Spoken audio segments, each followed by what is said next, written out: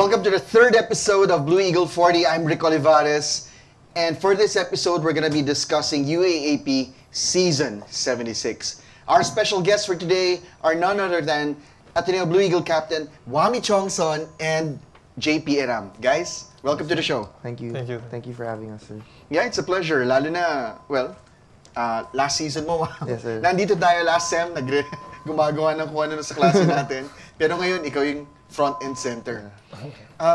Guys, maraming nagtatanong, how is our team in the light of all the injuries, tapos yung pull-out natin dun sa mga summer leagues? Kamusta na?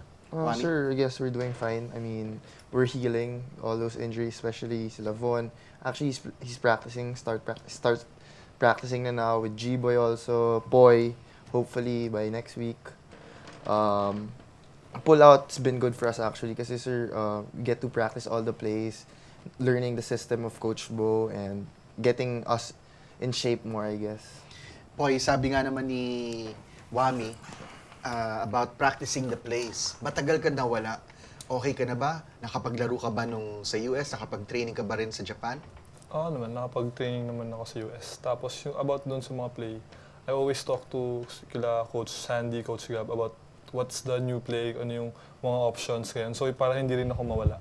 So para pagdating na sa game, hindi ako mawala pag tatawag sila Juami ng play, ganyan, hindi na ako mawala kasi parang naka-adjust na rin ako kahit paano, kahit hindi ako nagpa-practice masyado dahil sa injury niya. Marami nagtatanong kung bakit importante magpunta sa US para sa training camp. Juami, what is there to learn? People say that bonding, but people don't really understand the bonding. What exactly goes on during training camp, and how important was this trip in the US? Sure, for me personally, I mean, I was able to get in shape compared to the first half, siguro sa Phil Oil, still out of sync, out of shape. But the moment we got to the States, kept on running, lift weights, focus on basketball and nothing else. And it's a good experience, good training for skills and all that for us.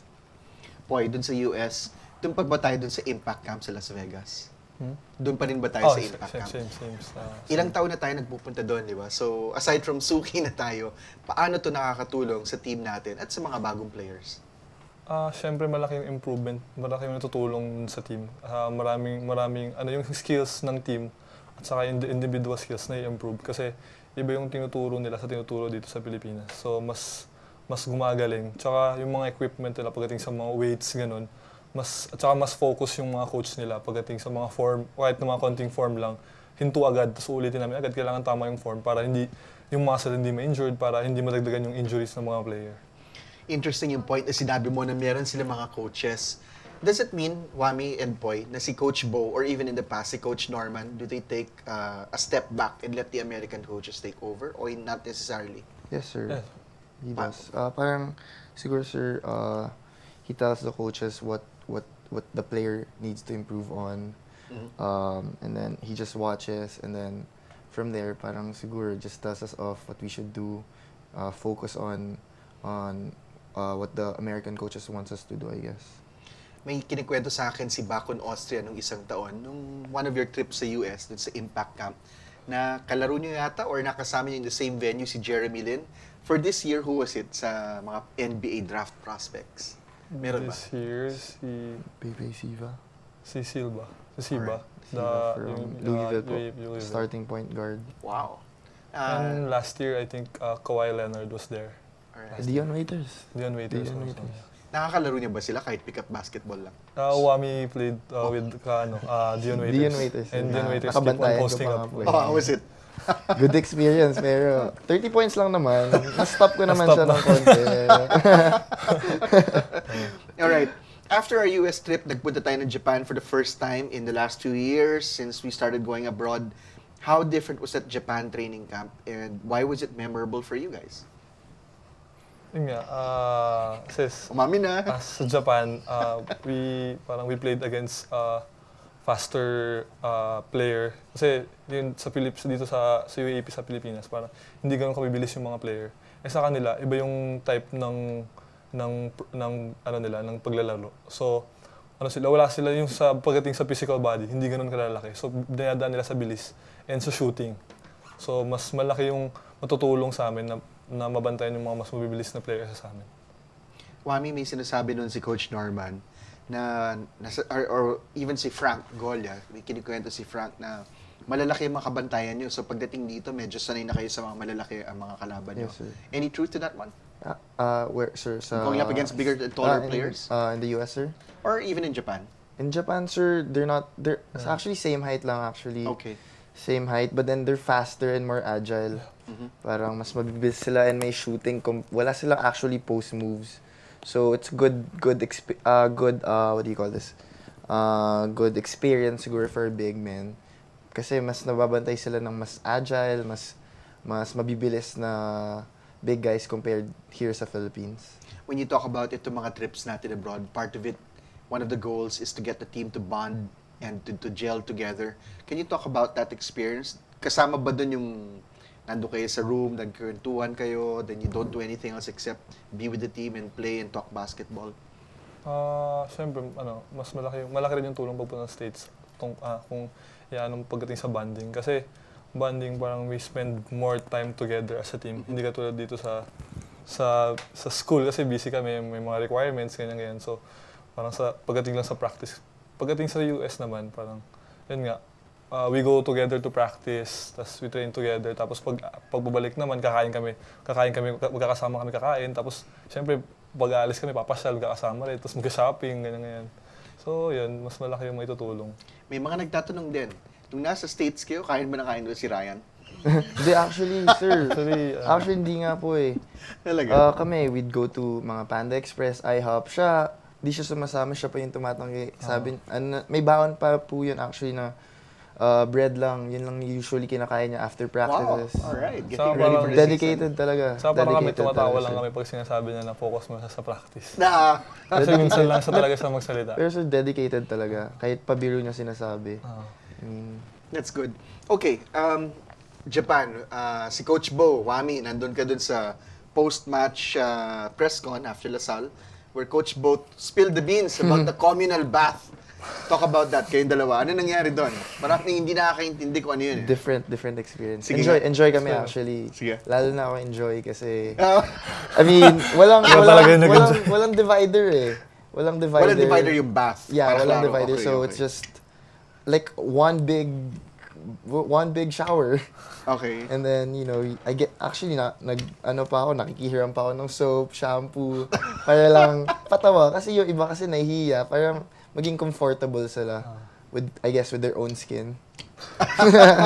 Ikaw, Poy. Kasama ba to? Kasama. Oh my God. Pero sir, naka-boxers po ata kami Naka-boxers yung ako. shower. May iba naka-boxers mag-shower, siyempre. Medyo naiiyak. Ibang experience talaga para sa ibang players. Okay.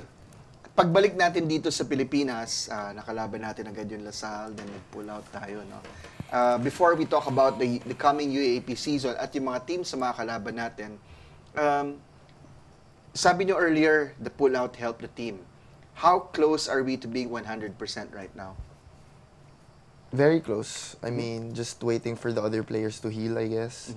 Sina Poy. Kasi we haven't really practiced like with yung buong bullets with Coach Bo. Still waiting for everyone to heal. But then we're doing great naman po with conditioning, with the system of Coach Bo ngayon. We're getting it more na po. All right. Okay. So, this coming season, now that the summer leagues are all done, UAAP is just a few days away from opening, and one of our first opponents is gonna be this team that has been nipping at our heels for the last 2 years. We've had this losing streak against them. They've had this losing streak against us, but they broke it and then we got back that winning streak. We're talking about Adamson University. Itong Adamson University Falcons, they did not make it out of the group stages. Nawala sa kanila, Poy and Juami, si Alex Duiles at si Austin Manyara. Pero ang pumalit naman yung 6'7" Ingrid Sewa na taga-Cameroon na parang bundok, ang laking tao. And then you have Axel Inigo, point guard, who came from San Beda. And si Henrik Ochea, galing Sacred Heart Cebu, Ateneo de Cebu. Now, these three guys are tasked to help itong team na to, which is led by Jericho Cruz, Ryan Monteclaro, Jansen Rios, Harry Petilos, Roddy Brondial, Michael Agustin, at si Gian Abrigo. Guys, your thoughts about the Adamson Falcons? Sure, ever since naman Adamson has been a very competitive team with Coach Leo Austria. Once you have a good coach, andun pa rin naman eh. You still have, they still have everything, especially with Jared Cruz, who's emerging as an elite player in the UAAP. So they're still a very exciting team. They'll be competitive this year, but we'll be ready for them. Poy, meron akong tinatawag dito yung Greg Slaughter effect. Yun yung pagpasok ng isang malaking sentro, yung malaki understatement pa kayo, malaking sentro. Tapos minsan na-displace yung ibang player. Ang ibig sabihin natin dyan is that when Greg Slaughter joined us 2 years ago, Justin Chua and Frank Golia had to adjust by playing power forward instead of center. Now, for Adamson, Rodney Brondial, their center last year, is now playing power forward. Nakita natin early in the summer, nahihirapan siya playing that power forward position dahil nandun si Sewa. Ang tanong natin dito sa'yo, Poy, mas makakatulong ba yan sa Adamson na power forward, patira-tira na lang yan si Brondial, re-rebound yung Sewa? Siguro pa saan malaking tulong din para sa Adamson kasi di ba, alam natin nasanay si Brondial center. Pero pagdating sa power forward, may improve niya yung weakness niya, which is shooting. So, it's a big help for them na para yung atake nila, inside out, hindi lang puro ilalim, parang ganun. Hindi lang puro Sewa or puro Brondial. And yung sinasabi niyo nga, Sir Rick, yung slaughter effect, ganyan. Depende na lang yun eh. Siguro, nandun naman, kaya nilagay ng coach yung isang player doon. Kasi para yung system nyo mas gumana. Kasi para sa amin kasi sa Ateneo, kay Coach Norman, parang you have to accept your roles. Maybe siguro may magandang reason bakit ganun yung position niya, ganun yung ginawang system. Kaya dapat accept na lang nila yung roles nila para mas gumana talaga yung sistema nila. Juami, when you look at the Falcons this year, sabi nila yung problem nila yung guards kasi Ryan Monteclaro nag-start last year. Previous to that, season 74, he played a grand total of 16 minutes for Adamson. Pero last year, full-time starting point guard, pero ngayon backup niya si Inigo. Your thoughts about the backcourt of the starting point guard? So si Ryan Monteclaro, he's a good player. Yes, ever since high school, I've been playing against him ever since. Just siguro a matter of experience pa siguro and learning his role kasi actually yung ball naman usually na kay Jericho Cruz eh. So all he does is set up plays for Jericho and Sewa siguro. But then I'm sure he'll do a good job this year. Having said that, do you think that the key to stopping Adamson is stopping Jericho Cruz dahil siya yung nag-create ng mga plays nila? Yes, sir. Of course. Pero mas mahirap ka. Mahirap gawin yun. But then, Bilis. we won't stop him, but siguro, I guess, we'll contain him. I mean, we have a good defender with Von Pesumal, Earl Murphy, Chris Newsome. There are a lot of good defenders in our team who can contain Jericho Cruz. Okay, the next team that we'd like to talk about is De La Salle. As we all know that De La Salle University, they lost in the quarterfinals of the Phil Oil, and recently, they underwent a coaching change wherein Gia Banile was moved back to the pros, whereas Juno Soler, their former first assistant, is now manning the tactician's table for the Green Archers. Pero hindi lang si Gia Banile nawala. Nawala rin si Joshua Webb, nawala rin si Jovet Mendoza, si Jed Banguera, si Yutian Andrada sa ACL. Malaking loss din para sa kanila. Tapos si Papot Paredes na mag-concentrate sa D-League. Pero ang pumalit naman sa kanila, they got Jason Perkins, a 6'3" power forward from Minnesota. Kib Montalvo, who was one of our supposed recruits, who's coming in from St. John's Institute, Bacolod. There's Matt Salem, Robert Bollick Jr. from LaSalle Green Hills, and Mustafa Haruna, a small forward from New Jersey. Pero nandiyan pa rin yung mga veterans sila. Sila Norbert, Arnold Van Opstal, nandiyan si Oda Tampos, nandiyan pa L.A. Revilla, sila Gab Reyes. Now, nakita nyo yung LaSalle, hindi lang nung nakalaban natin sa Phil Oil, but you saw them play, they were winning by huge margins. What do you like about LaSalle this year? Siguro, Mas may kumpiyansa ba sila, ganon? Mas may depth ba? Parang mas malalim sila po eh. siguro, mas malalim sila ngayon kasi yung bench nila mas productive na since last year. Kasi last year, parang sa starting lang talaga sila nag-rely. Hindi sila masyadong nag-aano sa bench. So parang mas malaki yung chance nila this year na yun nga, makapasok or more pa, ganun. Juami playing against LaSalle dun sa Phil Oil, sa tingin mo, masyadong over-magnified yung game na yon? When it's just one game in the preseason? Yes, sir. I think so. Kasi, past few years naman against LaSalle in the Phil Oil, parati tayo talo. I mean, but we never really, it never really was a big deal for us kasi yung main focus natin was on the UAP. Yeah. And then when we beat them, Phil Oil, I mean, for the team, good confidence booster for us. But then, we still know when it's UAP, when UAP comes, LaSalle will still be LaSalle. They'll be more competitive, they'll be better, and they'll be ready for us for sure. Itong past few years, reloaded masyado yung LaSalle. Parang ang dami nilang weapons, ang daming pwedeng umiscore against us. It seems that in order to beat guys like Raba Alusaini, or even Justin Chua, and then Greg Slaughter, they've gotten taller and bigger. So, sa tingin nyo, sabi nila, Ateneo this year, kulang tayo sa height. Sa tingin nyo guys, we can match up well against the tall players of LaSalle? Why? Siguro, back dun sa game, siguro it's a statement na kahit na underman kami, we can still compete in the UAP. Lalo na pag 100% complete kami, healthy. So parang we can compete with anybody in the UAP. So yun lang. Okay. But what about Gironteng? Parang ito because ang dami nilang sinusubukan ng mga bagong players, parang nawalan ng konti sa eksena itong si Gironteng.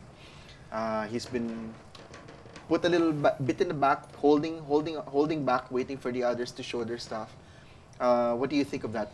Siguro, sir, I guess he just has to adjust his game for the betterment of the team, like what Kiefer Ravena does. Every year, he adjusts to what makes a team the best team. Yeah, I think that's what Gironteng needs to do. Kasi I mean, they have a lot of talent with the incoming freshmen like Perkins. Yeah. Could just adjust, and I'm sure. I mean, he's a good player, and he's a smart player, and he'll know what to do. This UAP.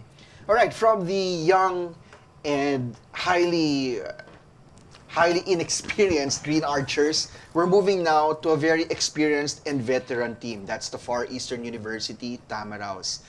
Nung summer, this past summer, hindi sila naka-move past the elimination rounds.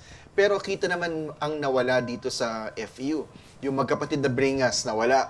Then si Russell Escoto. Supposedly, this year is supposed to be his breakout year, but he went out because of a ACL injury.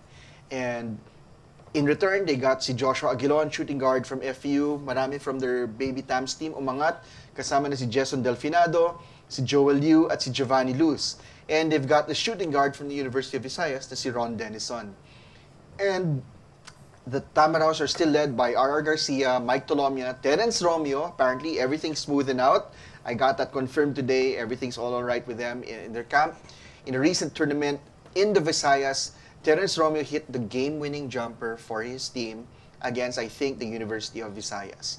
Carl Cruz, Brian Mendoza, Ray Bello, Anthony Hargrove, and of course, Roger Pogoy. Ang strength ng team nito, yung guards at yung veteran leadership. Guys, the last few years, sila yung main rival natin sa UAAP. How do you size up this challenge from the FU Tamaraos? Let's start with you, Poy. It's a big challenge for us kasi syempre nga rivalry tapos maganda din yung program nila. Tapos yung mga player nila they rely more on guards and the guards lahat ng guards nila sobrang magaling tapos they can make big plays. Sabi nyo nga Terence Romeo is a good player. R. Garcia, Tolomia. Pag silang tatlo gumawa talaga, delikado talaga ibang team pag silang tatlo hindi nila na-contain. So para sa amin contain lang namin yung guards nila. Kasi pag na-contain namin yung guards nila, doon namin makokontrol yung game. Doon medyo mabawasan yung pressure pag pag nabawasan yung tatlo talaga. Mami, itong FU may bago rin silang coach na si Nash Rosella. And along with his assistant, si Josh Reyes, yung anak ni Coach Chot, they've been introducing the dribble drive offense into their system, meaning that's a more guard-oriented offense, similar to what LaSalle runs. Nakita natin during the summer, parang hirap na hirap yung mga forwards nila to integrate themselves into that offense.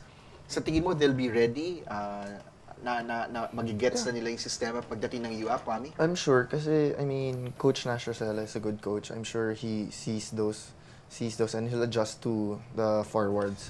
But then, yung offense nila is I think good for them. It's better for them, especially with Romeo, Tolomia, and RR. Kasi those three are good one-on-one players and will maximize, I guess, their skill and talent. Right. Poy, itong team ng FU para siguro tayo this year. Medyo kulang sa height. Meron ilan dyan lang malalaki, pero mostly guard-oriented.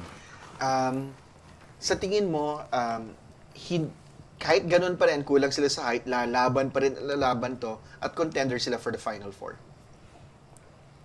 Tingin ko, contender pa rin sila sa Final Four kasi, yun nga, sa mga guards nila, talented yung mga guards. Tapos meron silang bagong coach, new system, tapos dribble drive. So malaking tulong sa kanila yun. And di ba nga, di sila ganun kalalaki. So maraming mismatch na mangyayari pagdating sa game. So mas malaking tulong talaga sa kanila si Coach Nas, tsaka yung system niya na dribble drive. Last year, everyone was saying that the team suddenly became Terence Romeo's as he took over the offense. But during the recent Master Game Face All-Star Basketball Challenge, kung saan naglaro si Juami, nagpakita na naman ng gila si RR. Nagugulat ka ba, Juami, na nag-light up siya for that many points from inside, outside? No, I don't think so. I mean, yung maganda nga kay RR, parang hindi siya selfish eh. He lets Romeo do his thing. Just like what Kiefer does to us. Once nakikita ni Kiefer na, oy, maganda linalaro ni Poy, ni Chris, ni Ryan, parang he steps aside for them. And yun yung maganda kay RR. Alright. And I'm sure, MVP, I mean, elite player naman yan ever since eh. Alright. So we've discussed the first three teams. That's Adamson, LaSalle, and FU. When you come back at Blue Eagle 40, we're going to be talking about the National University Bulldogs, who are the favorites to make a finals berth in the UAP Season 76. So keep it right here at Blue Eagle 40.